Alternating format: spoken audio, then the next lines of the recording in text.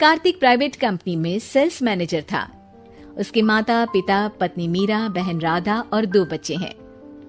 एक दिन मीरा कहती है, कार्तिक, बच्चों के स्कूल में एनुअल फंक्शन के लिए 2000 जमा करने पड़ेंगे। अरे अभी कुछ दिन पहले ही तो 10,000 जमा किए थे ना। हाँ, वो तो फीस और प्रोजेक्ट के पैसे जमा किए थे। अभी तो अगले महीने एडमिशन फीस और किताबों के पैसे भी जमा करवाने पड़ेंगे। 40 से 50 हजार का खर्चा है। मीरा, इतनी तो सैलरी भी नहीं है मेरी, ऐसे कैसे काम चलेगा? तो मैं क्या करूं? बच्चे को सरकारी स्कूल में डाल दूं? मीरा, तुम जानती हो ना, मैं मुश्किल से 35 से 40 हजार ही कमा पाता हूँ। इस घर के खर्चे दिन ब दिन बढ़ते जा रहे हैं, थोड़ा कंट्रोल करो ना। क्या खाना और कपड़े पहनना भी बंद कर दूं? मैं ऐसा नहीं कह रहा हूँ मीरा। तुम जानती हो राधा का भी पोस्ट ग्रेजुएशन पूरा होने वाला है। घर के खर्चों के साथ उसकी शादी की जिम्मेदारी भी उठानी है। मेरे बच्चों की पढ़ाई से ज्यादा इम्पोर्टेंट राधा की शादी है, तो करो जो मन में आए। मैं बोझ लगती हूँ तो मैं बच्चों के साथ अपने मायके चली जाती हूँ। तुम्हारी सारी मुसीबतें ही खत्म हो जाएगी। मीरा, मुझसे बहस मत करो। सुबह सुबह ऑफिस जाने के टाइम पर ही कलेश खराब करो। इतना बोलकर कार्तिक वहां से चला जाता है। तभी, कार्तिक बेटा, ऑफिस जा रहे हो? मेरी दवाइयाँ लेते आना। और बेटा, बिजली का भी बिल 2 महीने से जमा नहीं हुआ, इसे भी आज जमा करवा देना। जी पिताजी, लाइए बिजली का बिल। 4,600 रुपए बिजली का बिल आया है। माँ, मीरा, राधा, कितना ज्यादा बिल आया है। भैया, ये 2 महीने का बिल है और मैं तो सिर्फ फोन चार्ज करती हूँ। अरे बेटा, मैं तो गीजर से पानी गर्म करने के अलावा मेरे कमरे में एक पंखा और एक लाइट ही तो जलते हैं। मीरा, तो फिर इतना बिल कैसे आया? हाँ, सारा इल्जाम मेरे पर ही लगा दो ना। भाभी, आप भी तो एसी चलाती हो, उससे भी बिजली का बिल बहुत ज्यादा आता है ना। एसी मेरे मायके से आई है और वो भी अब सबकी आंखों में खटकने लगी है। मीरा, अपना मुंह बंद करो और आज के बाद तुम एसी नहीं चलाओगी। माँ, आप भी अपना पानी धूप में गर्म करके नहाया करो।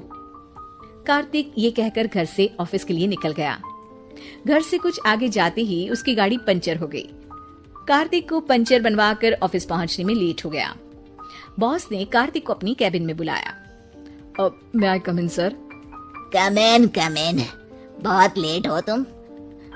सॉरी सर, कुछ प्रॉब्लम्स की वजह से लेट हो गया। मुझे गुना, तुम्हारा टारगेट कंप्लीट हुआ? नो सर, अभी बाकी है। क्यों?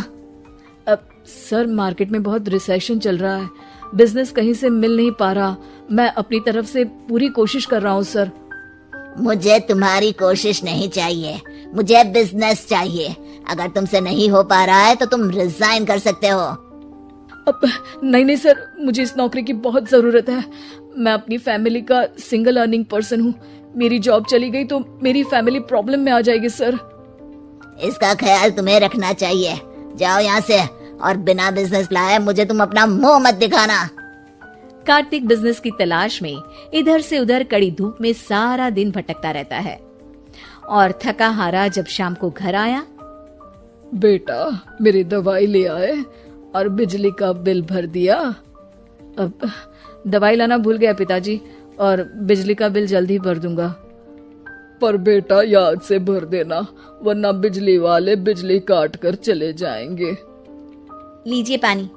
बच्चों के एनुअल फंक्शन के लिए स्कूल में जमा करने वाले पैसे लेकर आए?